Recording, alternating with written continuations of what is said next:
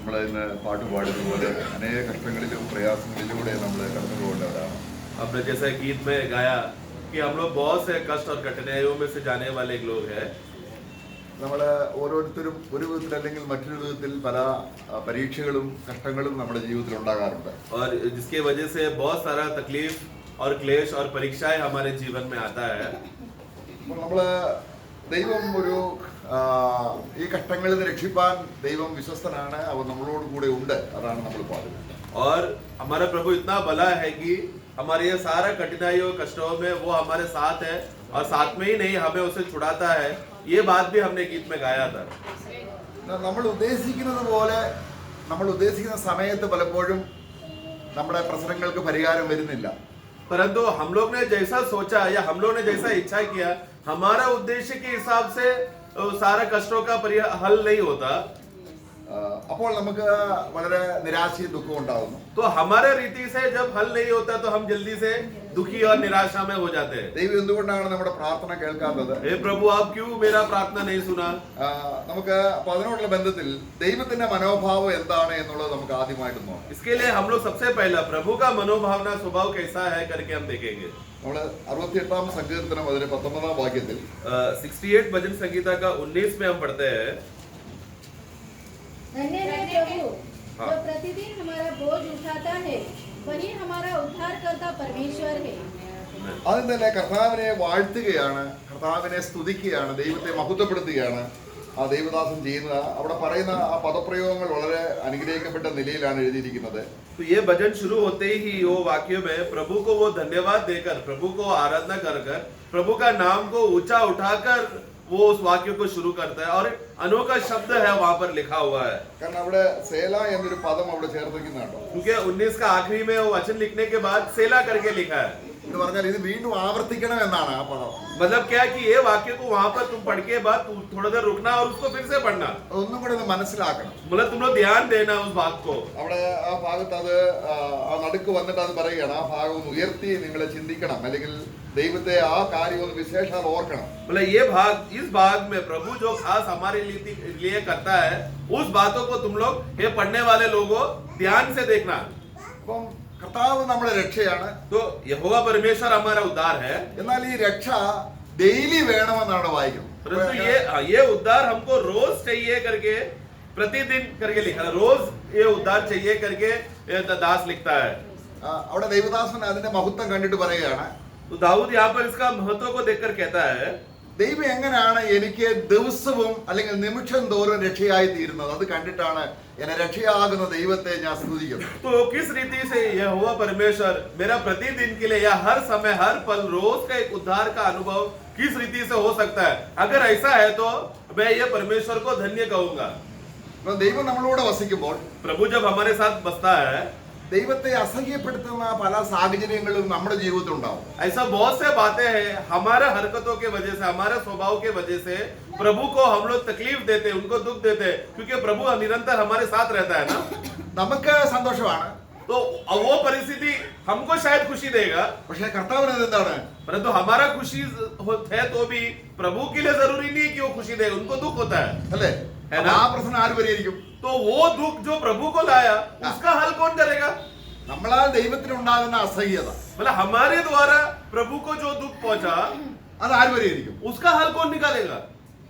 അപ്പോൾ ദൈവത്തെ നമ്മൾ മനസ്സിലാക്കിയാൽ, इसलिए परमेश्वर को अगर हम पहचान लेंगे तो ദൈവത്തിന്റെ ഏറ്റവും വലിയ പ്രശ്നം എന്ന് പറയുന്നത് നമ്മുടെ പാപം തന്നെയാണ്. देखो, परमेश्वर के विषय में हमारे लिए जो सबसे बड़ा दुख जो प्रभु हमारे विषय में सोचता है या परमेश्वर को जो तकलीफ देता है, वो है हमारा पाप. അപ്പോൾ നമ്മളെ വഹിക്കുകയാണെന്നാണ് വായിക്കുന്നല്ലേ? तो हम वचन में हम क्या पढ़ते हैं कि प्रभु हमें सह रहा है और हमें उठा रहा है. എങ്ങനെയാണ് ആ വാക്യം? എങ്ങനെയാണ് वो वाक्य कैसा पढ़ते हैं हम? धन्य है प्रभु जो प्रतिदिन हमारा बोझ उठाता है. हमारा बोझ उठाता है, हमें उठा रहा है. അപ്പോൾ ഓരോ ദിവസവും നമ്മളിൽ വഹിക്കുന്ന ആ ഭാരം ഏതാണ് എന്ന് ആദ്യം നമ്മൾ മനസ്സിലാക്കും. तो हमें रोज हमारा बोझ जो उठाता है या हमें रोज उठाने वाला ऐसा क्या अवस्था है कि हमारा रोज वो उठाता है? നമുക്ക് രോഗം ഉണ്ടാകുന്നു, हमको बीमारियां होता है, അത് മാറുന്നില്ല. वो बीमारी हटता नहीं है। നാം പ്രാർത്ഥിക്കുന്നു, हम प्रार्थना कर रहे हैं അത് എപ്പോഴും രോഗം ഉണ്ടാകുന്നില്ല. और जरूरी नहीं कि हर बार वो रोग होता हो, എന്നാൽ ദൈവത്തോടുള്ള ബന്ധത്തിൽ परंतु परमेश्वर के संबंध में ദൈവം ദിവസവും നമ്മളിൽ നിന്നൊരു ഭാരം എടുത്തു മാറ്റേണ്ട സ്ഥിതിയിലാണ് നമ്മുടെ അവസ്ഥ. हमारा अवस्था ऐसा गिरा हुआ अवस्था में है कि परमेश्वर को रोज हमारा बोझ उठाकर अलग करके हमें एक सुकून अवस्था में लाए, ऐसा प्रभु हमारे जीवन में कर रहा है। मतलब उतना गिरे हुए अवस्था में हम लोग, നമുക്ക് ദൈവത്തിന്റെ കരുതൽ ആ രീതിയിലാണ് പോകുന്നത്. परंतु हमारा प्रभु का मन को देखो तो भी वो किस रीति से प्रतिदिन हमें संभालने का मन वो रख रहा है।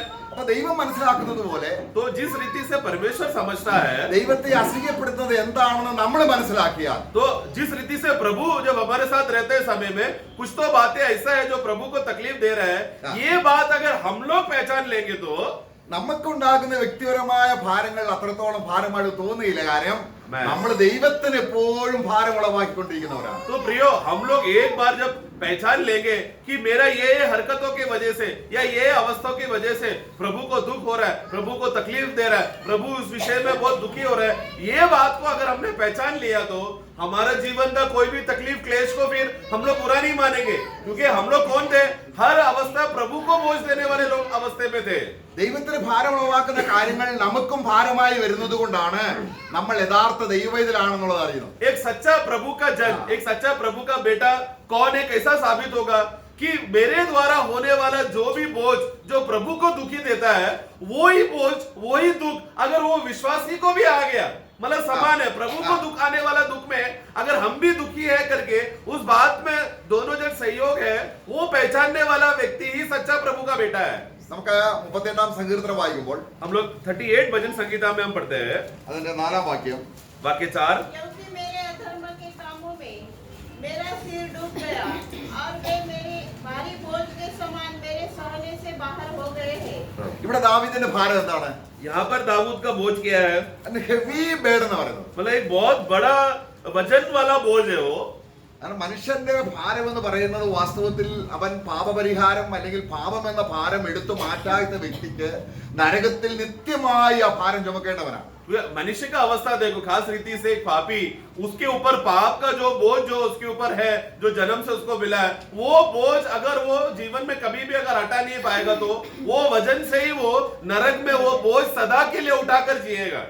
നരകത്തിൽ അനുഭവിക്കുന്ന യാതന എന്താണ്? नरक में सहने वाला सबसे बड़ा दर्द की बात क्या है? ഇന്ന് നമ്മൾ അഭിമുഖീകരിക്കുന്ന ഒരു കാര്യം അവിടെ അഭിമുഖീകരിക്കേണ്ട ആവശ്യമില്ല. तो आज हम लोग जो तकलीफ है, टेंशन है, ऐसा कोई भी बात हमको नरक में सहने का जरूरत नहीं है। അവിടെ എല്ലാവർക്കും ഒരുപോലെ ഒരു ഭാരമാണ്. वहाँ क्योंकि नरक में जाने वाले लोगों को, सभी लोगों को एक ही प्रकार का बोझ रहेगा। അതെന്തായിരുന്നു? वो क्या है? പാപഭാരം. पाप का बोझ। അപ്പം ദൈവത്തോടുള്ള ബന്ധത്തിലും इसलिए परमेश्वर के संबंध में, നമ്മൾ ആ ഭാരം വഹിക്കരുത് എന്നുള്ളതാണ് ദൈവത്തിന്റെ ആഗ്രഹം. परमेश्वर का संबंध में परमेश्वर का आग्रह क्या है कि हे मनुष्य, तू ये पाप का बोझ कभी नहीं उठाना। അപ്പൊ നമ്മളെ സംബന്ധിച്ചോളം നമുക്കതൊന്നും ഒരു വലിയ വിഷയമല്ല. നമ്മുടെ ഇപ്പോഴത്തെ ഈ വിഷയം ഭയങ്കര ഭാരമാണ്, അത് ദൈവം എന്തുകൊണ്ട് പെടുന്നില്ല എന്ന കാര്യത്തിൽ ദൈവത്തെ നമ്മൾ ഒരു പ്രത്യേക പ്രതിസന്ധിയിലാക്കുന്നു. परंतु हम लोग क्या करते हैं, ये बात को ना मूल्यता देते हुए अभी जो छोटा सा टेंशन आया, थोड़ा सा तकलीफ आया, थोड़ा सा क्लेश आया, उसको बड़ा बोझ बनाकर हम लोग प्रभु को क्या बोलते हैं, हे प्रभु देखो मेरा अभी का प्रतिदिन का तकलीफ टेंशन आ रहा है, उसको आप क्यों नहीं हल करते। ये बात को ज्यादा बढ़ावा देकर प्रभु को हम परेशान करने देखते हैं, लेकिन पाप का बोझ हमारे लिए वेदनादायक है, उसको हम लोग मूल्य नहीं दे रहे। നമ്മൾ നോക്കുക, നമ്മളൊരു പാപത്തിൽ ഇടപെടുമ്പോൾ एक पाप में अगर हम जब गिर जाते हैं, നമ്മൾ 38 സങ്കീർത്തനം വായിക്കുന്നുണ്ട്, 32 भजन संहिता में हम पढ़ते हैं, പാപം ക്ഷമിച്ചവരാണ്, वो जो धन्य है वो जिसका पाप क्षमा हो चुका है, അവന് ദൈവം അവന്റെ അകൃത്യം എടുത്തു മാറ്റിയതാണ്. प्रभु ने उसका अधर्म को उठा दिया है, പക്ഷെങ്കില് അവന് ഭാഗ്യവാനുമാണ്. और वो धन्य भी है कहता है। പക്ഷെ താപ്പോട്ടുള്ള തന്റെ അനുഭവത്തോടുള്ള ബന്ധത്തിൽ लेकिन नीचे वाक्य पढ़ते समय में उसका जो अनुभव है दाऊद का, അതിന്റെ 4-ാം വാക്യത്തിൽ നമ്മൾ വായിക്കുന്നുണ്ട്, വാക്യം നിന്റെ കൈ എന്റെ മേൽ ഭാരമായിരുന്നു. അതിന്റെ 4-ാം വാക്യം, 4 पढ़ना। क्योंकि रात दिन मैं तेरे हाथों के नीचे दबा रहा। तो देखो प्रभु का हाथ क्या हुआ, रात दिन दाऊद के ऊपर एक वजन जैसा बोझ में था। और बस बस ओके, बस ओके। बस बस। എന്താ കാര്യം? तो ये ऐसा क्यों है, दाऊद के जीवन में ऐसा है, धन्य है, क्षमा पाया है, फिर भी ഇപ്പൊ ശൗലിനോടുള്ള ബന്ധത്തിൽ शाऊल के विषय में ശൗലിന്റെ പാപങ്ങളൊന്നും ഒരു വലിയ ഭാരമായിട്ട് പുള്ളിക്ക് തോന്നിയില്ല. शाऊल ने गलती करने के बाद, पाप करने के बाद उसने किया हुआ पाप शाऊल के जीवन में उसको मैं दिन रात बोझ में हूँ ऐसा कभी प्रार्थना नहीं किया, क्योंकि उसका पाप उसको कभी बोझ लगा नहीं। ഇപ്പോൾ പാപക്ഷമ ലഭിച്ചവനാണ്. परंतु यहाँ पर अभी वो यहाँ पर दाऊद पाप क्षमा मिल चुका है, പക്ഷേ അവനൊരു സമാധാനമില്ല. फिर भी एक शांति नहीं है, എന്തോ ഒരു ഭാരം തന്നെ മയിലിരിക്കുന്നു. कुछ तो एक बोझ उसको दबा रहा है। ആ ഭാരമാത്തെ കുറിച്ചാണ് നമ്മൾ ഉപധാന സംഘത്തിൽ വായിച്ചത്. उसी बोझ के विषय में था 34 भजन संहिता में हमने पढ़ा। അപ്പൊ ഓരോ പാപത്തെയും एक एक पाप को വളരെ വ്യക്തമായി അത് ഏറ്റുപറഞ്ഞ് ഉപേക്ഷിച്ച് ദൈവത്തിന്റെ സമാധാനം പ്രാപിക്കുന്നവനാണ് ദൈവത്തിന്റെ പൈതൽ. परमेश्वर का बेटा कौन है कि हर एक पाप भले ही छोटा क्यों ना हो, वो हर पापों के विषय में प्रभु की उपस्थिति में आकर पर्सनली प्रभु के साथ समय निकालकर प्रभु ये पाप का गलती मैंने किया है बोलकर अंगीकार करके छुटकारा पाकर हर एक पाप के विषय में प्रभु के साथ मेल मिलाप कर शांति पाने वाला व्यक्ति ही सच्चा प्रभु का जन है। ഇപ്പോൾ ദാവീദ് അത് പാപം ഏറ്റുപറഞ്ഞപ്പോൾ परंतु नीचे हम पढ़ते हैं कि जब मैंने पाप का अंगीकार किया, ദൈവത്തിന്റെ ഭാരം മാറി. 5वां वाक्य में जब प्रभु का बोझ निकल गया, ദൈവദാസന് സന്തോഷമായി. फिर वो क्या हो गया, उसको भी आनंद मिलने लगा। फिर എത്ര ശ്രേഷ്ഠമാണല്ലേ. ये कितना श्रेष्ठ बात है प्रियो। നമ്മുടെ പാപം മാറുന്നതിൽ, പാപഭാരം മാറുന്നതിൽ സന്തോഷിക്കുന്നവനാണ് ദൈവം. प्रियो, क्योंकि प्रभु किस बात में आनंद करता है कि हमारे जीवन से पाप का बोझ निकल गया। ये बात देखकर हम लोग थोड़ा सुकून से शांति से जी रहे करके ये बात देखकर प्रभु खुश हो रहा है। എന്നാൽ നമ്മിൽ നിന്ന് അകന്നു നിന്നുകൊണ്ട് നമ്മുടെ ഭാരങ്ങളെ മാറ്റുന്നവരാണ്, നമ്മളെ വഹിച്ചുകൊണ്ടാണ് നമ്മുടെ ഭാരം മാറ്റുന്നത് എന്നുള്ള വിഷയമാണ് നമ്മൾ ചിന്തിക്കുന്നത്. നമ്മളെ വഹിച്ചുകൊണ്ട്. तो यहाँ पर हम जो यहाँ पर जो विषय हम लोग देखने जा रहे हैं वो ये है कि प्रभु का स्वभाव किस रीति से है। प्रभु दूर रुककर, ठीक है पाप क्षमा कर दिया, तेरा बोझ उतार देता हूं बोलकर ऐसा दूर रुककर कार्य नहीं करता, लेकिन प्रभु हमारे निकट आकर वो हमें उठाता है, हमारा बोझों के साथ हमें उठाकर हमें तसल्ली देकर शांति देकर बोझ से हल्का करता है। ऐसा प्रेम करने वाला प्रभु है हमारा। നമ്മളെ എടുത്ത ഭാരത്തോടെ നമ്മളെ എടുത്ത് प्रभु क्या करेगा, हमारे बोझ के साथ ही हमें उठाएगा। പാപഭാരത്തോടെ നമ്മളെ എടുത്ത് हमारा पाप का बोझ जो हमें दबा रहा है वही बोझ से हमें उठाकर അവന്റെ തോളിലിരുത്തി अपने कंधे में लेकर നമ്മുടെ ഭാരം മാറ്റുന്നു. हमारा बोझ को हटा देता है। അങ്ങനെ ഒരു ദൈവമുണ്ടോ? ऐसा प्रभु है क्या? നമ്മൾ യെശയ്യാവിന്റെ പുസ്തകം 46 അധ്യായം വായിക്കുമ്പോൾ ഐസായ 46 में हम पढ़ते हैं, 3-4 വാക്യങ്ങൾ വളരെ ശ്രദ്ധേയമായി അവിടെ കൂടെ കൂടെ വഹിച്ചു എന്ന് നമ്മൾ കാണുന്നു. उसका 3 और 4 हम पढ़ना। हे इस्राएल के घराने के सब बच्चे हुए लोगों, मेरी और कान लगाकर सुनो। तुमको मैं तुम्हारी उत्पत्ति ही से उठाए रहा और जन्म ही से फिरता आया हूँ। तुम्हारे बुढ़ापे में भी वैसा ही बना रहूंगा और तुम्हारे बाल पकने के समय तक तुम्हें उठाए रहूंगा। അവിടെ ആദ്യത്തെ വാക്യം കണ്ടോ, ഗർഭം മുതൽ വഹിക്കപ്പെട്ടവരും. बाबा तीसरा वाक्य का अंत में तुम गर्भ से ही मैं तुमको उठा रहा हूँ। प्रभु देखो उठाने का स्वभाव देखो, हम जन्म से ही प्रभु हमको क्या कर रहा है, हमें उठा रहा है। എന്നിട്ട് നമ്മളെ ചുമന്ന് വിടുവിക്കുന്നു. और फिर उसका 4 का आखिरी पढ़ना, बाल पकने के समय तक तुम्हें उठाए रहूंगा। आगे मैंने तुम्हें बनाया हाँ। और तुम्हें लिए फिरता रहूंगा। आगे मैं तुम्हें उठाए रहूंगा और छुड़ाता भी देखो उठाकर प्रभु क्या करेगा, छुड़ाएगा।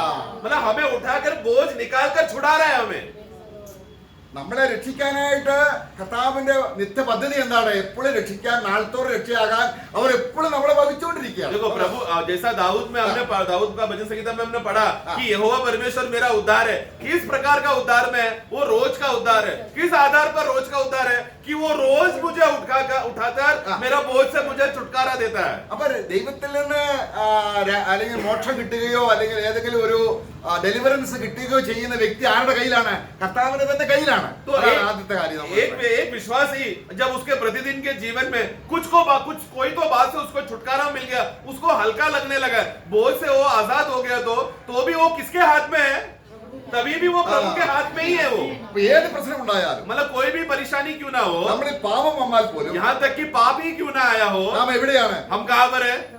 प्रभु के हाथ में है। मैं ക്രിസ്തുവിലാണെങ്കിൽ, अगर मसीह में है तो, ദൈവത്തിലാണെങ്കിൽ, या परमेश्वर में है तो അതാണ് ഏറ്റവും സുരക്ഷിതത്വം. वही जगह सबसे सुरक्षित स्थान है। പ്രശ്നം പരിഹരിക്കപ്പെട്ടില്ലേ? देखो तकलीफ का हल तो हो गया ना। നമ്മൾ നമ്മളത് മനസ്സിലാക്കുന്നില്ല. लेकिन हम लोग वो बात नहीं देख रहे. നമ്മൾ ചിന്തിക്കുന്നത് എന്താണ്? हम क्या सोच रहे हैं? ഓ, ഞാൻ തള്ളപ്പെട്ടു പോയി, देखो मैं ठुकराया गया ദൈവം हूँ, എന്നെ ഉപേക്ഷിച്ചു, प्रभु ने मुझे छोड़ दिया, എല്ലാവരും എന്നെ കൈവിട്ടു, वो अभी सब लोग ने मुझे छोड़ दिया, എനിക്ക് ആരുമില്ല. अभी मेरे साथ कोई नहीं है. ഇത് ദൈവഹൃദയത്തെ വേദനിപ്പിക്കുന്നു. ऐसा हम लोग जब सोचते रहते समय में, ऐसा सोचने के विचार में किसका मन को दुख होता है? प्रभु का मन को दुख होता है. ഇത്രയും വിശ്വസ്തമായിട്ട് നമ്മളെ സ്നേഹിച്ചിട്ടും क्योंकि हमारा प्रभु इतना विश्वासी होकर प्रतिदिन हमें उठाकर हमें बोझ से हल्का करने के लिए इतना मन से प्रभु हमें उठाकर रखा है, तो भी हम क्या सोच रहे हैं? मेरा सहायता करने के लिए कोई नहीं है. കർത്താവ് എന്ന് പറയുന്നത്, प्रभु क्या कहता है? എന്റെ മക്കൾ എന്റെ കണ്ണിന്റെ കൃഷ്ണനെ പോലെയാണ്. मेरे लोग, मेरे जन मेरे आंख के पुतली के समान है. നമ്മുടെ ദൈവമായുള്ള ബന്ധം എങ്ങനെയാണ്? हमारा और प्रभु के साथ का रिश्ता कैसा है? നമ്മുടെ കയ്യിലെ രേഖ എങ്ങനെ നമ്മുടെ കയ്യിൽ പതിഞ്ഞിരിക്കുന്നോ ഇതുപോലെയാണ് ഉള്ളം കയ്യിൽ നമ്മളെ വഹിച്ചിരിക്കുകയാണ്. हमारा हाथों में जैसा हमारा हाथ की रेखा है, किस रीति से वो उसी में जुड़ा हुआ है, अलग नहीं हो सकता. उसी रीति से हम प्रभु के हाथ में सुरक्षित है, कोई अलग नहीं कर सकता. അപ്പൊ നമ്മളെ വഹിച്ചുകൊണ്ട് तो हमें उठाकर അവന്റെ അടുത്തിരുത്തിക്കൊണ്ട് उनका निकट बिठाकर എന്നിട്ട് എന്ത് ചെയ്യും? फिर क्या करेगा? വിടുവിക്കും. बोझ को हमें हल्का करेगा. अभी हमने क्या पढ़ा? ऐसे हमें उठाकर छुड़ाता है, നമ്മളെ വഹിച്ചുകൊണ്ട് हमें उठाकर हमें लेकर हमें छुड़ाता है, हमारा बोझ को हल्का करता है. അപ്പൊ സാത്താന് വലിയൊരു പരീക്ഷയാണ്. शैतान का सबसे बड़ा परीक्षा ये था, നീ ഇപ്പൊ ദൈവത്തിന്റെ കയ്യിലൊന്നും അല്ല, तू अभी परमेश्वर के हाथ में नहीं है, നീ എന്റെ കയ്യിലാണ്. तू मेरे वश में है. നമ്മളത് വിശ്വസിക്കും. और हम लोग डर के क्या करते हैं? शैतान को बात को मान लेते हैं. സാത്താൻ അങ്ങനെ എഴുതിയ ബൈബിളൊന്നും ഇപ്പൊ സാത്താന സഭക്കാർക്ക് ഒരു ബൈബിൾ ഉണ്ടായെങ്കിലും സാത്താന് നമ്മളിലേക്ക് ഓരോ ചിന്ത കൊണ്ടുവരികയാണ്. तो शैतान के पास क्या विषय में उसके पास वचन या उसका खुद का बाइबल ऐसा कुछ भी नहीं है कि वो पढ़कर हम लोग डर जाए. अभी तो शैतान के नामधारी शैतान का कलीसिया में उन्होंने खुद का बाइबल बनाया, लेकिन शैतान ऐसा वचन देकर खुद का वचन उत्पन्न करके वैसा नहीं करता. लेकिन वो हमारे अंदर क्या डालता है?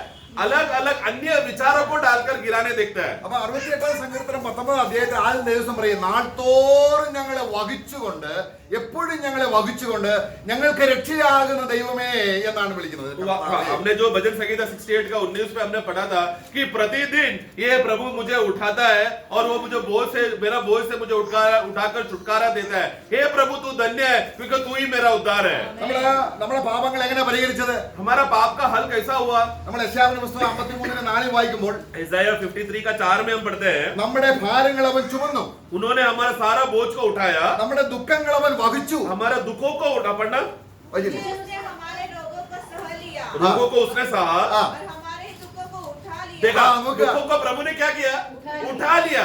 നമ്മളെ വഹിച്ചുകൊണ്ടാണ് അതിന് പരിഹാരം വരുന്നത്. तो वो हमारे दुखों को उठाया, मतलब किसको उठाया? हमें ही उठाकर फिर क्या किया? हमें छुटकारा दे रहा है, हमें आजादी दे रहा है, हमको हल्का कर रहा है. അപ്പോൾ നമ്മൾക്കൊരു പനി വന്നു, उदाहरण के लिए एक बुखार आ गया നമുക്കൊരു സൗഖ്യം ദൈവം തരുന്നു. और जल्दी से प्रभु एक चंगाई दे रहा है. അത് ദൈവം നമ്മളെ ആ കിടക്കയിൽ നിന്ന് നമ്മളെ എഴുന്നേൽപ്പിക്കുന്നു. और प्रभु क्या किया? चंगाई की वजह से हम वो बिस्तर से उठ गए. അതാണോ ദൈവത്തിന് വിഷമമുള്ള കാര്യം? അതോ പാപങ്ങൾ പരിഹരിക്കുന്നതാണോ ദൈവത്തിന് വലിയ കാര്യം? तो प्रभु ये तो प्रभु ने मुझे हमें चंगा कर दिया, वो प्रभु के लिए बहुत बड़ा प्रभु के लिए बड़ा काम है, या प्रभु मुझे पाप से क्षमा करना वो मेरे लिए बड़ा काम है प्रभु के लिए. അപ്പൊ പാപത്തിന് പരിഹാരം വരുത്താൻ तो प्रियो, प्रभु को किसी का रोग को चंगा करने के लिए वो क्षण भर में कर सकता है, लेकिन पाप को किसी का क्षमा करना है तो ആ വലിയ ഭാരം എടുത്തു മാറ്റാൻ वो पाप का बोझ को अगर एक मनुष्य के अंदर से हटाना है तो ദൈവം രണ്ട് നിലയിലാണ് ചെയ്യുന്നത്. प्रभु दो रीति से करता है. ഒരിക്കൽ എന്നേക്കുമായി ചെയ്യുന്നു, एक बार सर्वदा के लिए, हमेशा के लिए हमारा सारा पाप निकाल दिया, ദിവസവും ചെയ്യുന്നു. और प्रतिदिन भी करता है. ഈ രണ്ട് കാര്യം മനസ്സിലാക്കിയാൽ, ये दोनों तत्व समझ जाएंगे तो, ഈ സത്യത്തിലേക്ക് നമ്മൾ ചേർന്ന് പോയാൽ, इस सत्य के अनुसार हम चलेंगे तो നമ്മൾ അറിയാത്ത ഭൗമിക വിഷയങ്ങളിലൂടെ കർത്താവ് പരിഹരിച്ചുകൊണ്ടേയിരിക്കും. तो फिर हमारा प्रतिदिन का जो संसारिक अवस्था है, जो तकलीफ क्लेश है, उसमें भी प्रभु का हल का अनुभव हम लोग को मिलता रहेगा. അത് വളരെ അനുഭവിക്കേണ്ട കാര്യമാണിത്. ये हमको व्यक्तिगत रीति से अनुभव करने वाली बातें है.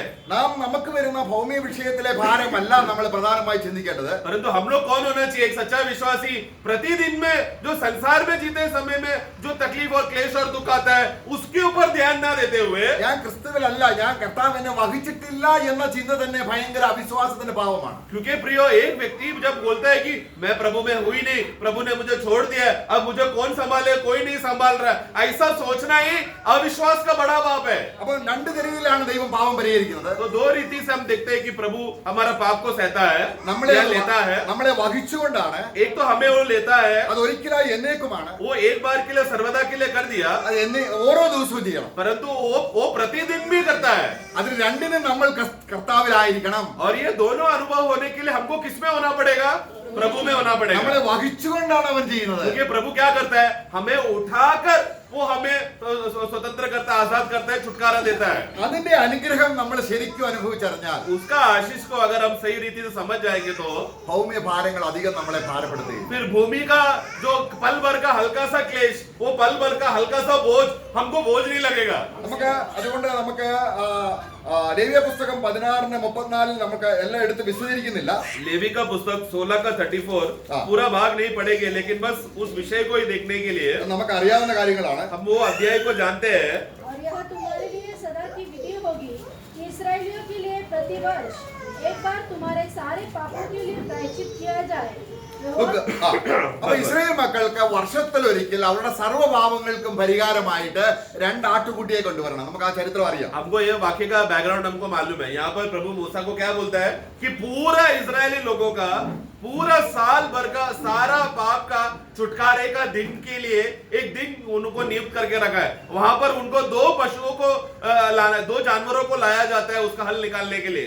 നമുക്കത് ലേവ്യ പുസ്തകം 16:8 2 ആട്ടുകുട്ടിയെ കൊണ്ടുവരണം. उसका 16 का 8 जब पढ़ते समय में 2 बकरे को लाना है करके लिखा है। ഒന്ന് കർത്താവിനായിട്ടാണ്. 8 पढ़ना। उन दोनों बकरे पर चिट्ठियां डाले, हाँ। एक चिट्ठी यहोवा के लिए देखो, एक यहोवा के लिए रहेगा, दूसरा और दूसरी अजाजेल के लिए। अजाजेल के लिए। ठीक है। ഒന്ന് അയക്കപ്പെട്ട ആള് അല്ലെങ്കിൽ പാപങ്ങളെ ചുമന്നുകൊണ്ട് വഹിച്ചുകൊണ്ട് तो अजाजेल का बकरे का खासियत क्या रहेगा? सार वहां पर इकट्ठा हुए जितना भी इजराइल लोग रहेंगे, वो सभी लोगों का पाप वो अजाजेल के बकरे के ऊपर डाला जाएगा। फिर वो बकरा क्या करेगा? लोगों का पाप उठाकर जंगल में जाएगा। അപ്പൊ വഹിച്ചുകൊണ്ട് പരിഹാരം വരുത്തുകയാണ്. तो मतलब ये अजाजेल का बकरा क्या कर रहा है? वो उठा रहा है और हल दे रहा है लोगों को। അത് വർഷത്തിൽ ഒരിക്കലാണ്. ये कभी होगा? सिर्फ साल में एक ही बार। എന്നാൽ लेकिन നമ്മൾ പിന്നെ താപ്പോട്ട് നോക്കുകയാണെങ്കിൽ नीचे अगर हम पढ़ेंगे तो നമ്മള് ലേവ്യ പുസ്തകം 4:3 लेवी 4 का 3 में हम पढ़ते हैं ഡെയിലി സിൻസ്.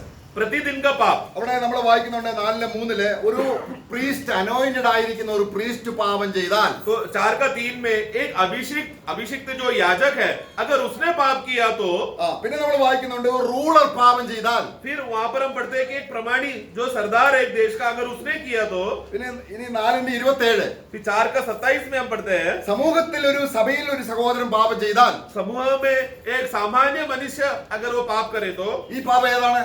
ये कौन सा पाप है? ഇതിന് പരിഹാരം ഏതാണ്? इसका हल क्या है? പ്രതിദിനം. ये प्रतिदिन करना है। അപ്പൊ എങ്ങനെയാണ് പാപത്തിന് പരിഹാരം? तो पाप का हल फिर कैसा होगा? प्रतिदिन करते रहना है। അപ്പൊ നമ്മളത് ലേവ്യ പുസ്തകത്തിൽ നമ്മൾ വായിക്കുന്നുണ്ട്. लेविया में ही हम उसमें पढ़ते हैं। ലേവ്യ പുസ്തകത്തിൽ അതിന്റെ 10-ാം അധ്യായം 10वां अध्याय നമ്മുടെ കർത്താവായ യേശു ക്രിസ്തു हमारा प्रभु यीशु मसीह 11-12 വാക്യങ്ങൾ നമ്മൾ വായിക്കുമ്പോൾ 11 और 12 पढ़े। ഈ ഒരിക്കലായുള്ള പാപം അല്ലെങ്കിൽ നമ്മളെ പാപങ്ങളെ ചുമന്നുകൊണ്ട് പോയി വർഷത്തിൽ ഒരിക്കൽ ചെയ്യുന്ന പാപപരിഹാരവും ഡെയിലി ചെയ്യുന്ന പാപവും ക്രിസ്തുവിന്റെ ക്രൂശ് മരണത്തിൽ അടങ്ങിയിരിക്കുന്നു എന്നാണ് വായിക്കുന്നത്. तो वहां पर हम पढ़ते समय में हमें एक बात समझ में आता है, एक तत्व समझ में आता है, जो साल में एक बार सभी लोगों का पाप उठा के लेके जाने वाला वो बलि और प्रत्येक दिन हमको पापों के छुटकारे के लिए जो बलि है, ये दोनों बलियां किसमें छुपा हुआ है? मसीह का क्रूस का बलि में छुपा हुआ है। അപ്പൊ നമുക്ക് ക്രിസ്തു നമ്മളെ വഹിക്കുമ്പോൾ എന്താ ചെയ്യുന്നത്? ഇപ്പോൾ ചെയ്യുന്നത് എന്താണ്? मसीह जब हमें उठा रहा है करके जब हम पढ़ते हैं समय में, मतलब वो कर क्या रहा है? ഒരിക്കൽ പാപത്തിന് വേണ്ടി പരിഹാരം വരുത്തിയപ്പോൾ നമ്മളെ വഹിച്ചു എന്ന് യശയ്യാവിന്റെ പുസ്തകം നമ്മൾ വായിച്ചു. यशायाह का पुस्तक में 53 में क्या पढ़ा कि एक बार के लिए, सर्वदा के लिए, एक ही बार के लिए, हमारा रोगों के लिए, सब प्रकार का पापों के लिए एक बार हमें उठाकर हमारे लिए बलि हुआ, एक बलि के द्वारा। അപ്പൊ നമ്മൾ എവിടെയാണ്? तब हम कहां पर थे? കർത്താവിനല്ലേ? तब हम मसीह में थे, क्योंकि हल होना है, जिसका हल होना है उसको मसीह में आना पड़ेगा। പിന്നെ നമ്മളെ വേർപെടുത്തിയോ? फिर हमें अलग किया क्या? प्रभु अलग, हम अलग, ऐसा हो गया क्या? അന്ന് മുതൽ तो उस दिन से മശിഹയുടെ ജീവൻ കൊണ്ട് ജീവിക്കാനാണ് നമ്മളെ ആക്കിയിരിക്കുന്നത്. प्रभु हमें क्या किया? प्रभु ने, परमेश्वर ने, कि आज से तू अभी विश्वासी बन गया है, तेरा नया जन्म हो गया है, तो आज से तेरा जीवन वही मसीहा है जिसने तुझे जान दिया। പക്ഷെ അങ്ങനെ സംഭവിക്കുന്നില്ല. परंतु ऐसा व्यक्तिगत अनुभव में मसीह का जीवन का लाभ नहीं उठा पा रहे हम लोग. നമ്മളിൽ പാപം വരുന്നു. हमें फिर से पाप आता है. അതിന്റെ കാര്യം എന്താണ്? इसका कारण क्या है? നാം കർത്താവിൽ നിന്ന് അവിശ്വാസം വിധം നമ്മളെ സ്ഥാനീയമായി ക്രിസ്തുവിലാണെങ്കിലും तो हम लोग भले ही स्थानीय रीति से हम प्रभु में है, तो भी अविश्वास के वजह से हम लोग प्रभु से दूर हो रहे हैं. നമ്മളെ ദൈവം കൈവിടുന്നോ? तभी भी प्रभु छोड़ रहे हैं क्या हमें? ഒരിക്കലും കൈവിടില്ല. वो कभी नहीं छोड़ेगा, कभी नहीं त्यागेगा. എന്നാൽ ഒരു ഭൗമിക പ്രശ്നം വരുമ്പോൾ परंतु एक संसार का तकलीफ आता है तो നമ്മൾ എന്ത് ചെയ്തിരിക്കുന്നു? हम क्या सोचते हैं? ഓ ദൈവം കൈവിട്ടു. प्रभु ने मुझे छोड़ दिया. എന്നാൽ परंतु നാം കർത്താവിൽ വസിക്കാത്തത് കൊണ്ടാണ് ये अवस्था क्यों हो रहा है प्रियो? कि सही रीति से मसीह में हम बने रही नहीं, इसके लिए हुआ. പിന്നെ നമ്മുടെ ജീവിതത്തിൽ വരുന്ന എല്ലാ ഭൗമിക കാര്യങ്ങളും നേരിടുന്നത് ക്രിസ്തുവാണ്. प्रियो, एक बार हम लोग मसीह में हम लोग जड़ पकड़ लिया, उसी में अगर बना रहा, उसके बाद उस दिन से आने वाला संसार का जो भी तकलीफ क्लेश, शारीरिक संबंध का जो भी बातें रहेगा तकलीफ क्लेश, वो सब सामना पहला कौन कर रहा है?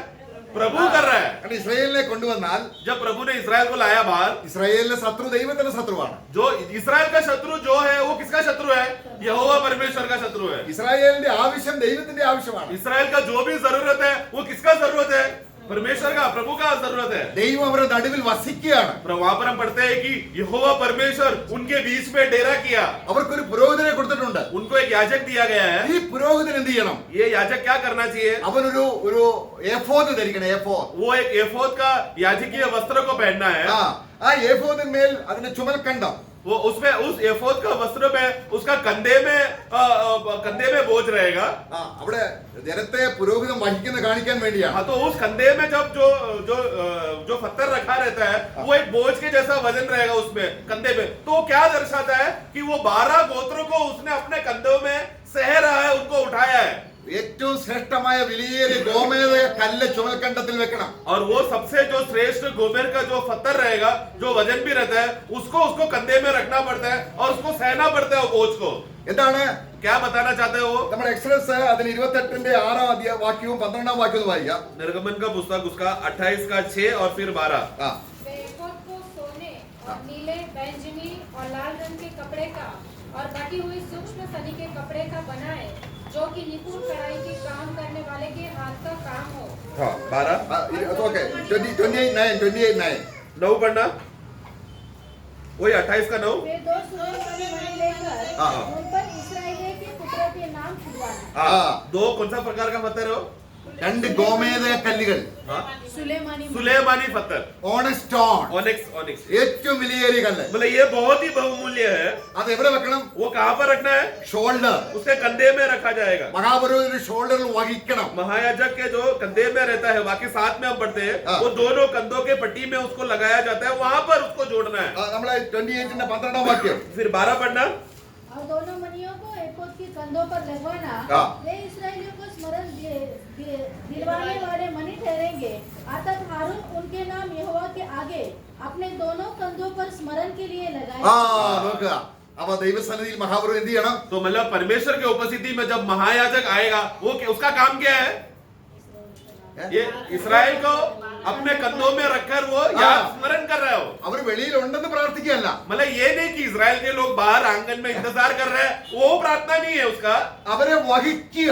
मतलब वो अंदर जाते समय में पूरा इस्राएल उसके साथ वही उसी को उठाकर वो गया है, वो अर्थ में वो सोचकर याद कर रहे हो.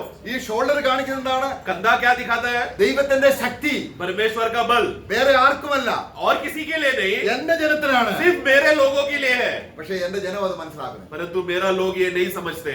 അതാണ് അവ ദൈവം വഹിക്കുന്നു എവിടെ? तो प्रभु हमें उठा रहा है, हमें सह रहा है, वो कहां पर है? പിന്നെ നമ്മൾ വായിക്കുന്നുണ്ട് അതിന് 28ന്റെ 17 മുതൽ വായിക്കുകയാണെങ്കിൽ उसका 28 का फिर 17 से हम पढ़ते हैं. അവിടെ വിലയേറിയ വേറെ ഇനി മഹാപുരോഹിതന്റെ മാർപ്പതക്കത്തിൽ ശ്വാസം എടുക്കുമ്പോൾ ഉയരണം, ശ്വാസം വിടുമ്പോൾ താഴണം. ആ രീതിയിൽ ഹൃദയത്തിൽ വഹിക്കാൻ ഈ 12 ഗോത്രങ്ങളെയും അവൻ വഹിക്കുന്നു. उसके बाद 17 से जब पढ़ते हैं समय में प्रभु के सीने में, मतलब वो महायाजक का सीने में, दोनों सीनों में या छाती में 12 प्रकार का अलग अलग गोत्र को प्रतिबिंबित करने वाला बहुमूल्य रत्न पत्थर है, वो उसके छाती में रखा जाता है. तो छाती में रखते समय में जब श्वास फूल लेते समय में वो पत्थर, वो छाती बड़ा होता है तो मतलब वो पत्थर आगे आता है. जब सांस छोड़ता है तो वो अंदर जाता है। मतलब क्या कि हर समय हर श्वास में इस्राएली लोगों को स्मरण कर रहा है, याद कर रहा है, उनके लिए विनती कर रहा है। Praise the Lord. हृदय में मतलब छाती में रखा है। मतलब प्रभु का सबसे दिल का कीमती लोग कौन है? ये 12 पत्थर है। ദൈവത്തിന് ഉള്ള ഈ ഉത്തരവാദിത്വം, നമ്മളോടുള്ള ഈ സ്നേഹം, ഈ വലിയ അനുഗ്രഹം ഇത് നമ്മൾ കാണുന്നില്ല. तो परमेश्वर ने ये प्रबंध, ये सब बातें तैयार किया। क्यों? क्योंकि वो उतना श्रेष्ठ रीति से हमसे प्रेम करता है। ये बात हम नहीं देख रहे। ഇത് കണ്ടാൽ अगर ये किसी ने देख लिया तो നാൾതോറും ഞങ്ങളെ വഹിക്കുന്ന ദൈവത്തിന് സ്തോത്രം എന്ന് പറയും. हे प्रभु धन्यवाद कि तू प्रतिदिन हमें उठा रहा है। ऐसा महान प्रभु तेरा नाम का धन्य हो। നമ്മൾ എക്സോഡസ് 28-29 വായിക്കുമ്പോൾ उसका 28 का 29 में हम पढ़ते हैं। അവിടെ വായിക്കുന്നത് पढ़े? जब जब हम पवित्र स्थान में प्रवेश करें, तब तब वो न्याय की चपरास पर अपने हृदय के ऊपर इस्राएलियों के नामों को लगाए रहे, जिससे यहोवा के सामने उनका स्मरण नित्य रहे। हाँ देखो, नित्य रहे मतलब बार बार रहता है। Amen. ഈ 2 വിലയേറിയ ഗോമേത കല്ലുകളും ഈ നെഞ്ചത്ത് വെച്ചിരിക്കുന്ന 12 വിലയേറിയ കല്ലുകളും കൂടാതെ മഹാപുരോഹിതന് പ്രവേശിക്കാൻ പറ്റത്തില്ല. तो महायाजक जब अति पवित्र स्थान में जाता है तो उसका कंधे में वो 2 बड़ा पत्थर, गोमेर का पत्थर उसको रखना है, और छाती में हृदय के नजदीक में 12 गोत्र को स्मरण करने वाला एक एक पत्थर को, मतलब 12 पत्थरों को रखकर वो पहनकर ही जा सकता है। पहना नहीं है तो नहीं जा सकता वो। അപ്പൊ എത്ര ശ്രേഷ്ഠമാണ് നമ്മളല്ലേ? तो मतलब वो प्रिय लोग जिसको वो स्मरण करके महायाजक जा रहा है, वो लोग, हम लोग कितने श्रेष्ठ है प्रियो।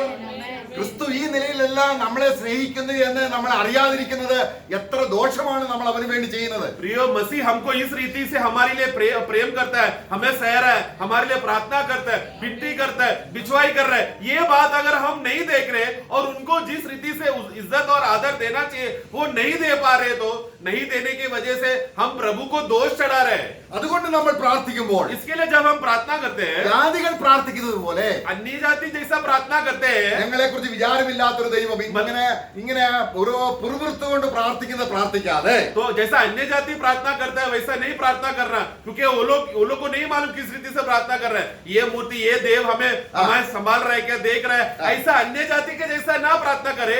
बिना कुड़कुड़ाए तुम प्रार्थना करना। Praise the Lord. Praise the Lord. നമ്മളെ മത്തായി സുവിശേഷം 6:32 വായിക്കുമ്പോൾ मत्ती का पुस्तक 6:32 में हम पढ़ते हैं, കർത്താവ് വളരെ വ്യക്തമായി പറയുകയാണ്, प्रभु स्पष्ट रीति से कहता है, നിങ്ങൾക്ക് ഇപ്പോൾ ഒരു പിതാവുണ്ട്. को आज एक पिता है। Praise the Lord. Amen. ആരാണ് നമ്മളെ വഹിക്കുന്നത്? हमें संभाल रहा है? ഈ പിതാവിന്റെ പുത്രൻ. ये पिता का पुत्र। അവൻ എവിടെയുണ്ട്? वो कहाँ पर है? പിതാവിന്റെ അടുക്കലുണ്ട്. पिता के निकट है। അവന്റെ ഹൃദയത്തിൽ നമ്മളുണ്ട്. उनका हृदय में हमें, അവന്റെ ഹൃദയം നമ്മളാണ്. അവന്റെ സ്നേഹം മുഴുവൻ നമുക്കാണ്. मतलब प्रभु जब भी श्वास लेकर जो प्रेम में जब हमें सोचते रहता है, वो सारा प्रेम कहाँ पर बह रहा है? वो हृदय से हमारे ऊपर बहते जा रहा है। യേശു സ്നേഹിക്കുന്നവനാണ് പിതാവിന്റെ മകൻ. मतलब जो लोगों को यीशु प्रेम कर रहा है वही लोग परमेश्वर के संतान है। അപ്പോൾ നമ്മൾ ആരാണ് ഇപ്പോൾ? तो अभी हम लोग कौन है? അപ്പനുള്ളവനാണ്. हमको एक पिता मिल चुका है। സ്വർഗസ്ഥനായ ദൈവം നമ്മുടെ പിതാവാണ്. स्वर्गीय परमेश्वर हमारा पिता है। എത്ര ശ്രേഷ്ഠമായിട്ടാണ് നമ്മളെ കാര്യങ്ങൾ ഭൗമിക വിഷയം വരുമ്പോൾ നമ്മൾ കാണേണ്ടത്. तो फिर जब हमें संसार में हमको थोड़ा सा हल्का सा क्लेश आते समय में कितना उत्तम रीति से हमें प्रभु को देखना चाहिए। നമ്മള് ഡ്യൂട്ടറോണോമി 1:31 വായിക്കുമ്പോൾ व्यवस्था विवरण उसका 1:31 में हम पढ़ते हैं। 1:31 ड्यूटरोनॉमी। फिर तुमने जंगल में भी देखा कि जिस रीति कोई पुरुष अपने पुत्र को उठाए चलता है, उसी रीति से हमारा परमेश्वर यहोवा। നോക്ക, ആ വാക്യം വായിക്കുമ്പോൾ എത്ര ആശ്വാസമാണ്. ഒരു അപ്പൻ, वो वाक्य कितना हमको आश्वासन और शांति पूर्वक देने वाला वचन है। जंगल में ഒരപ്പൻ മകനെ എടുത്തോണ്ടിരിക്കുന്നത് എന്തിനാണ്? एक पिता अपना बेटे को उठाकर चल रहा है, वो क्यों करेगा ऐसा? ദൈവം കള്ളം പറയാ? परमेश्वर झूठ बोल रहा है क्या? അപ്പോൾ നമ്മൾ ആ നെഞ്ചത്തിരുന്നാൽ, तो मतलब हम उस प्रभु के सीने में सदा अगर हम रहेंगे, तो ആ ഹൃദയത്തോട് ചേർന്നിരുന്നാൽ, उस हृदय में उनका छाती में हृदय में अगर हम बने रहेंगे, तो അവന്റെ ശ്വാസം അടിക്കുന്ന ശബ്ദം നമ്മൾ കേട്ടുകൊണ്ടിരുന്നാൽ, मतलब प्रभु जब श्वास लेते समय में सबसे पहला उनका वो श्वास लेने का आवाज कौन सुनेगा? जो वो सीने में कान रख के टेक कर बैठे, वो लोग पहला सुनेगा। ഇപ്പോൾ സ്വർഗത്തിലെ ശ്വാസമാണ് നമ്മുടെ ശ്വാസം. अभी स्वर्ग का श्वास ही हमारा श्वास है। നമ്മുടെ ജീവനായ ക്രിസ്തു, हमारा मसीह जो हमारा जीवन है, അവൻ ശ്വാസം എടുക്കുമ്പോൾ मतलब वो जब श्वास लेते हैं, നമ്മളും കൂടെ വഹിക്കപ്പെടുന്നു. हम भी उनके साथ उठाया जा रहे हैं। നമ്മളെ വഹിച്ചുകൊണ്ട് हमें उठाकर നമ്മൾക്ക് വരുന്ന പ്രതികൂലങ്ങളെ അവൻ നേരിടുന്നു. और जो भी प्रतिकूल परिस्थिति तकलीफ क्लेश आता है वो उठाकर हमें चल रहा है, मतलब पहला सामना प्रभु कर रहा है. ഓ, ഇത്രമാത്രം പരിചരിക്കപ്പെടുന്ന ഒരു ജനമുണ്ടോ? मतलब इतना इतना गहराई के रीति से संभाला जाने वाले लोग और कोई है क्या? പിതാവായ ദൈവം ആർക്ക് വേണ്ടിയാണ്?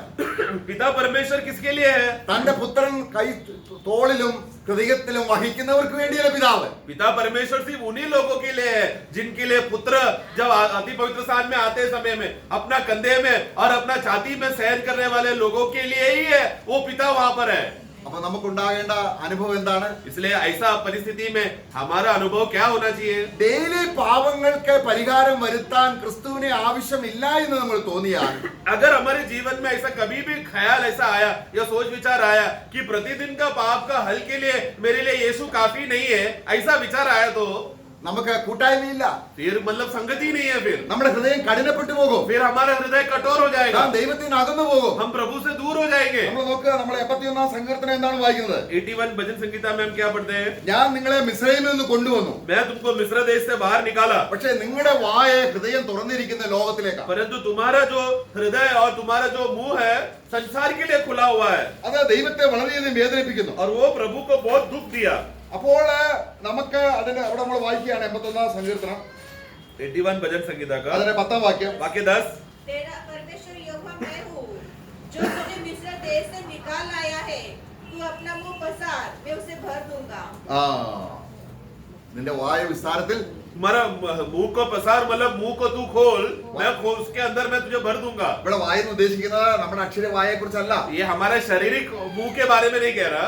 പൗലോസ് കൊരിന്ത്യരോട് ചോദിക്കുന്നുണ്ട്, पौलुस कोरिन्थी मंडली से कहता है, സഹോദരന്മാരെ, हे भाइयों, ഞങ്ങളുടെ വായ നിങ്ങളുടെ മുമ്പിൽ തുറന്നിരിക്കുന്നു, हमारा मुंह हमेशा तुम लोग के सामने खुला हुआ है, ഞങ്ങളുടെ ഹൃദയം ഇടുക്കമില്ല. हमारा हृदय कभी बंद नहीं हुआ. അപ്പൊ നമ്മുടെ ഹൃദയം मतलब हमारा हृदय दिल, യേശു ക്രിസ്തുവിന്റെ ശ്വാസം എടുക്കുന്ന ഹൃദയവുമായി मतलब हमारा हृदय और प्रभु यीशु मसीह का श्वासकोश जो और प्रभु का छाती के साथ हमेशा जब मिलते रहते हैं, ആ ശ്വാസകോശം, ആ ശ്വാസമാണ് പരിശുദ്ധാത്മാവ്. वही श्वास आत्मा का जीवन। पवित्र आत्मा है, वही आत्मा का जीवन है जो हम लोग हृदय में हम सुन सकते हैं. നാം ആത്മാവിൽ ജീവിക്കുന്നില്ല എങ്കിൽ, अगर हम आत्मा में नहीं जिएंगे तो ഡെയിലി പാപങ്ങൾ വരുന്നത് നമ്മൾ പരിഹരിക്കുന്നില്ല എങ്കിൽ, वो और प्रतिदिन का पाप जब आते समय में उसका हल अगर हमने नहीं निकाला तो നമ്മുടെ ഭൗമിക വിഷയത്തോടുള്ള ബന്ധത്തിൽ और हमारा संसार के बातों में സാത്താൻ വളരെയധികം, കാരണം ഇപ്പോൾ കർത്താവിന്റെ കയ്യിലല്ല. तो शैतान संसार की बातों को लेकर हमें फंसाकर वो हमें दबाने देगा, क्योंकि वो जानता है कि वो अभी प्रभु में बसा, हम प्रभु में बसे नहीं है करके.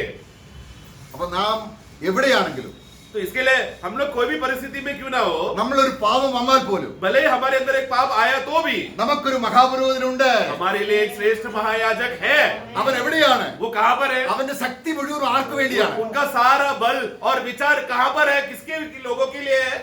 जो सीने में जो कंधे पे रखा है उन लोगों के लिए है. അവന്റെ ഹൃദയം ആർക്ക് വേണ്ടിയാണ്? उनका दिल किसके लिए है? ഇങ്ങനെ इस रीति से ക്രിസ്തുവുമായുള്ള കൂട്ടായ്മ, मसीह के साथ का सहभागिता, അവനെ കൈക്കൊണ്ടാൽ മാത്രം പോരാ, वो सिर्फ उनको स्वीकारना, उनको विश्वास करना उतना ही नहीं, അവനിൽ ഞാൻ ഇരിക്കുന്നു എന്നുള്ള കൂട്ടായ്മ, बल्कि मैं प्रभु में हूँ और प्रभु में रहकर मुझे प्रतिदिन मसीह के साथ मिल रहा संगति, वो अनुभव भी चाहिए. അങ്ങനെ ഇരിക്കുമ്പോൾ ऐसा जब रहते समय में, നമുക്ക് ബാഹ്യതലത്തിൽ ഉണ്ടാകുന്ന ഏത് വിഷയവും, ऐसा अवस्थे में बाहरी रीति से कोई भी तकलीफ या परेशानी आए तो भी ആരാ വരിക്കുന്നത്? उसका हल कौन देगा?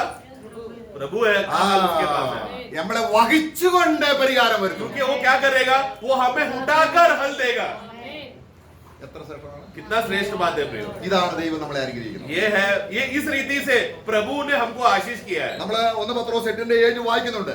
पहला पत्रोस 5:7 5 का 7. സാത്താൻ അലറുന്ന ശബ്ദം പോലെ ഇങ്ങനെ നടക്കുകയാണ് നമ്മളെ അത് വീഴിക്കാനായിട്ട്. शैतान क्या कर रहा है? वो एक गरजता सिंह के समान वो घूम रहा है कि किसको वो दबोचे. അപ്പം നമ്മളെ എന്തെങ്കിലും നമ്മളിപ്പോ നമ്മുടെ ജീവനെ നമ്മൾ സ്വയം രക്ഷിക്കാൻ നോക്കി ഒരു പ്രശ്നം ഉണ്ടാകുമ്പോൾ എങ്ങനെയും നമ്മൾ രക്ഷപ്പെടാൻ നോക്കി കർത്താവിൽ നിന്നും മാറിപ്പോകുന്നു. तो हम लोग क्या करते हैं? उसका 7 और 8 पढ़ना. अपनी सारी चिंता उसी पर डाल दो, हाँ. क्योंकि उसको तुम्हारा ध्यान है. देखो हम यहाँ हमारा सारा बोझ उसके ऊपर डाल. हम लोग लेकिन क्या कर रहे हैं? ये परिस्थिति आते समय में हम लोग खुद से कुछ तो हल निकालने के लिए, कुछ तो हम लोग ये तसल्ली करने के लिए हम लोग कुछ कार्य करने देख रहे हैं.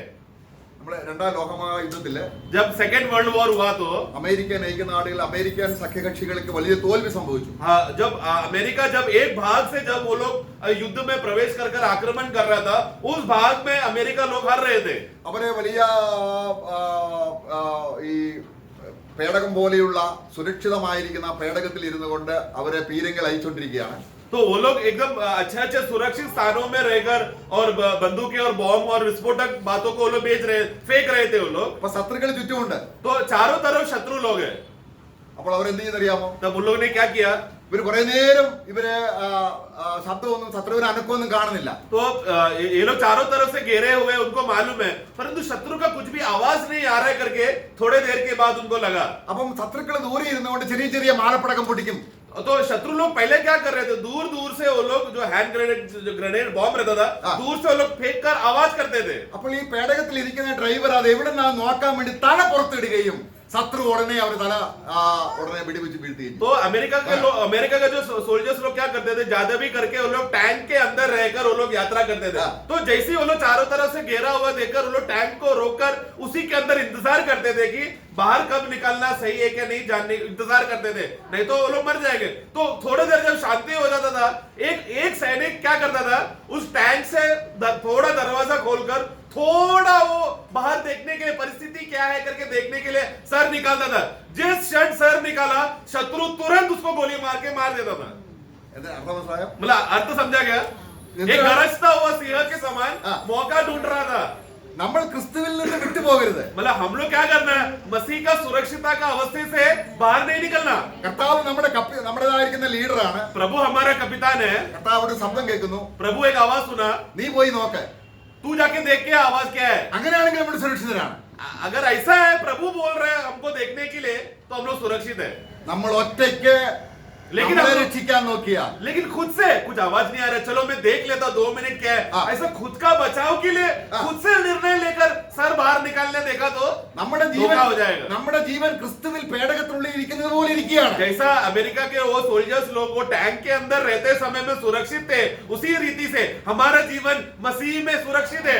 പക്ഷെ അവിടെ പടക്കം വിടുന്നു, परंतु उधर इधर विस्फोट का आवाज आ रहा है देखकर, അവിടെ ഇവിടുന്ന് പ്രശ്നം വരുന്നു. उधर इधर से तकलीफ और वेदना आ रहा है. നമ്മൾ എന്ത് ചെയ്യുന്നു? हम क्या करते हैं, എനിക്ക് രക്ഷപ്പെടണം. मुझे अकेले को बचना है बोलकर बाहर देते हैं. तो क्या होगा, 5:08 में लिखा है, गरजता हुआ सिंह इंतजार कर रहा है. അവൻ നമ്മളെ വഹിക്കുന്നത് എന്തിനാണ്? वो हमें क्यों संभाल रहा है? ഈ പടക്കം പൊട്ടിക്കുന്നതിൽ നോക്കാതെ तो वो विस्फोट का आवाज के में ध्यान मत दे. ആദാമിനും ഹവ്വയ്ക്കും സംഭവിച്ചതാണ്. आदम और हव्वा के साथ यही हुआ. ഇതുപോലെ ക്രിസ്തുവിൽ നമ്മുടെ മനസ്സ് ഭദ്രമായിരുന്നാൽ, अगर मसीह में हमारा मन सुरक्षित और हिफाजत रीति से स्थिर रहा तो സാത്താൻ ഒരു നിലയിലും ക്രിസ്തുവിലുള്ള ഏകാഗ്രതയിൽ നമ്മുടെ മനസ്സ് മാറ്റാതിരുന്നാൽ, मतलब जैसा हम लोग 2 कोरिन्थी 11:3 में पढ़ते हैं कि तुम संभालो कि किसी रीति से शैतान तुम्हारा मन के सीधाई को ना भटकाए. अगर नहीं, हम उस भटके में नहीं गिरे तो നമ്മൾ സുരക്ഷിതരാണ്. हम लोग सुरक्षित है प्रियो. കർത്താവേ എന്നെ രക്ഷിക്കണമെന്ന് പറയണ്ട. हम लोग को तभी ये बोलने का भी जरूरत नहीं है, हे प्रभु मुझे बचाओ विस्फोट हो रहा है बोल के ऐसा प्रार्थना करने का भी जरूरत नहीं है. നമ്മൾ പുറത്തു പോയി അബദ്ധം കാണിച്ചിട്ട് രക്ഷിക്കാൻ പറയുക. हम लोग क्या कर रहे हैं, बाहर निकलकर विस्फोट के सामने गिरकर चोट लगकर हम लोग खुद गलती करके फिर रो रहे हैं, हे प्रभु बचाओ प्रभु बचाओ. പ്രിയമുള്ളവരെ, നമ്മൾ പറഞ്ഞു വരുന്നത് എന്താണ്? प्रियो मतलब बताने का विषय क्या है, നാൾതോറും प्रतिदिन നമ്മുടെ ഭാരങ്ങൾ വഹിക്കുന്നവരായി हमारा बोझों को उठाने वाला, നമ്മുടെ രക്ഷയാകുന്ന हमारा उद्धार करता और हमारा उद्धार, ആ കർത്താവിനെ നമ്മളൊന്ന് അറിയണം. उस प्रभु को पहचानो प्रियो. നമ്മളിപ്പോ എവിടെയാണ്? हम कहां पर है, ഇത് ഒരുവൻ ക്രിസ്തുവിലായാൽ जो कोई हम मसीह में है वो एक नई सृष्टि है നമ്മൾ അവിടെ തന്നെ ഇരിക്കണം. और उसी मसीह में ही बने रहना है. നമ്മൾ ഒരു വാക്യം കൂടെ വായിച്ച് അവസാനിപ്പിക്കുകയാണ്. एक और वाक्य पढ़ते हैं, യശയാവിന്റെ പുസ്തകം 30-ാം അധ്യായത്തിൽ ईसाया का पुस्तक अध्याय 30. രണ്ട് കാര്യം ചെയ്യാനാണ് നമ്മളോട് പറഞ്ഞത്. 2 बातें करने के लिए कहता है वहां पे. അതിന്റെ 15-ാം വാക്യം, 30 का 15, प्रभु यहोवा इस्राएल का पवित्र योग कहता है, लौट आने और शांत रहने में तुम्हारा उद्धार है. लौट आना और शांत रहना यानी विश्राम करने में ही तुम्हारा उद्धार है. എന്താണ് നമ്മുടെ രക്ഷ? हमारा उद्धार किसमें है, ഞാൻ ക്രിസ്തുവിലായിരിക്കുന്നു, ഭദ്രനായിരിക്കുന്നു, അതാണ് നമ്മുടെ രക്ഷ. कि मैं लौट कर आया और मसीह में ही शांत और सुरक्षित हूँ, वो ही मेरा उद्धार है. അല്ലേ? है ना? അതാണ് വിശ്രമം. वही तो, उसी को तो विश्राम कहते हैं. പക്ഷെ അവര് പറയുകയാണ്, परंतु वो लोग कह रहे हैं അങ്ങനൊന്നും പറ്റത്തില്ല, ऐसा नहीं चलेगा, ഞങ്ങൾക്ക് ഞങ്ങളെ തന്നെ രക്ഷിക്കണം. हमें अपने आप को ही बचाना है. അടുത്ത വാക്യം വായിക്കുമ്പോൾ अगला वाक्य 16. तुमने कहा हाँ. नहीं तो घोड़ों पर चढ़कर भागेंगे. ഇല്ല ഞങ്ങൾക്ക് കുതിരയുണ്ട്. नहीं, हम लोग एक जगह पे शांत नहीं बैठेंगे. हाँ. हमारे पास घोड़ा है, हाँ. घोड़े में बैठ के हम भागेंगे और भटकते रहेंगे. प्रभु क्या बोल रहा है? एक जगह पर आकर शांति से बैठो. हम क्या बोल रहे हैं? नहीं, हम घोड़े में भागेंगे. കർത്താവിൽ അടങ്ങിയിരിക്കുക എന്നുള്ളത് അത് എത്ര ശ്രേഷ്ഠമാണ്. അത് കർത്താവിൽ നമ്മൾ പഠിച്ചെടുക്കേണ്ട. കർത്താവ് തന്നെ അങ്ങനെ ആയിരുന്നു. प्रियो, हमें इसके लिए प्रभु में हम लोग बने रहकर उसी के साथ शांति से विश्राम के साथ ध्यान पूर्वक बैठे रहना ही सबसे बड़ा हमारा बचने का रास्ता है. ये स्वभाव स्वयं प्रभु का भी था.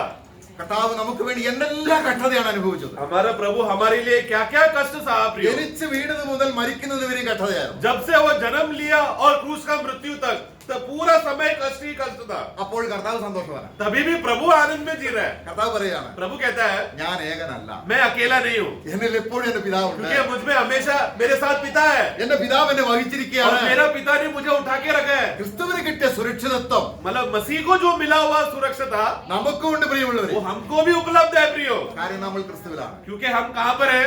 मसीह में है.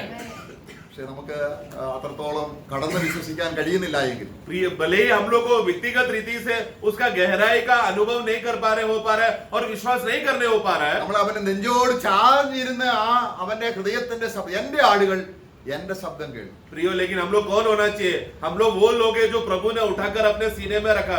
जो कोई प्रभु के सीने में है, वो लोग सर टेक कर प्रभु का छाती में वो छाती का श्वास का आवाज सुनता है. प्रभु ने क्या कहा? मेरे भेड़ मेरे आवाज सुनता है.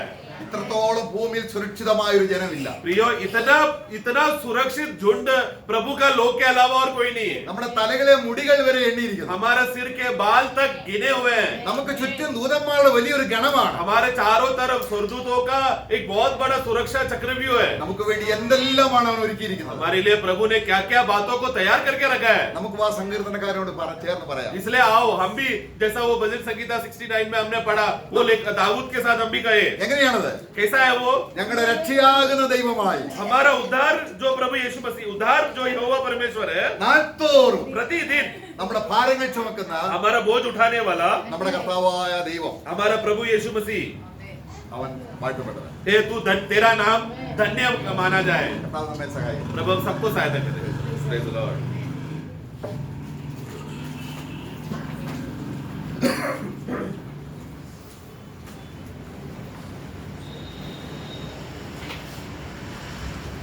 अभी बाहर कितने ऊपर है और चेहरा चमकता है तो बाहर छोड़ दिया.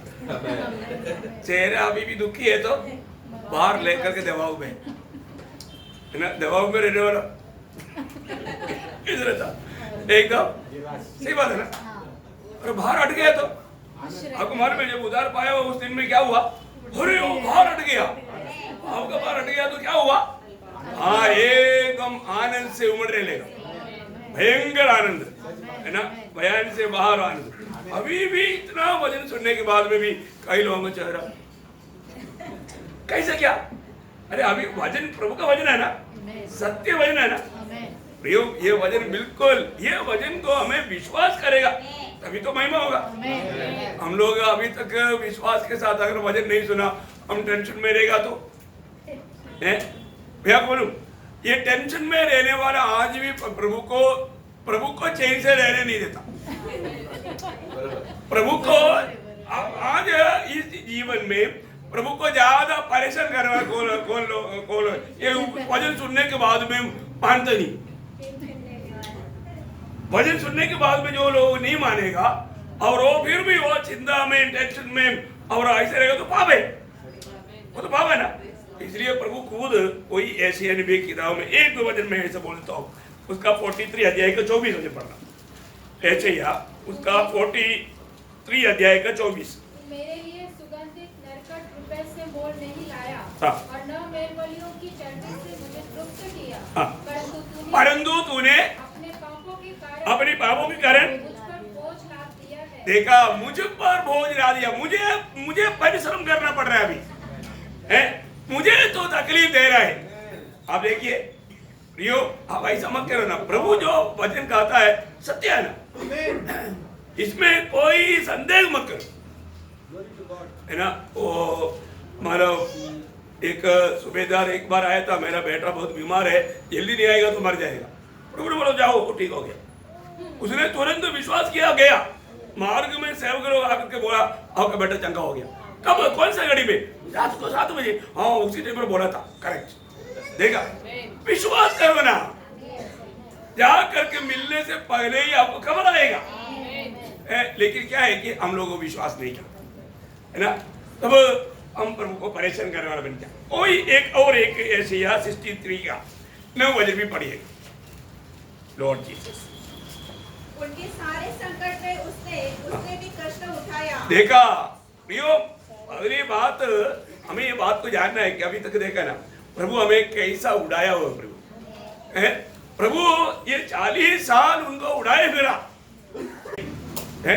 अभी आप सोचो, मतलब जब वहां से 5 साल का बच्चा निकला, वो जाने के टाइम पर तो कपड़ा का दुकान नहीं, कहाँ से कपड़ा मिलेगा।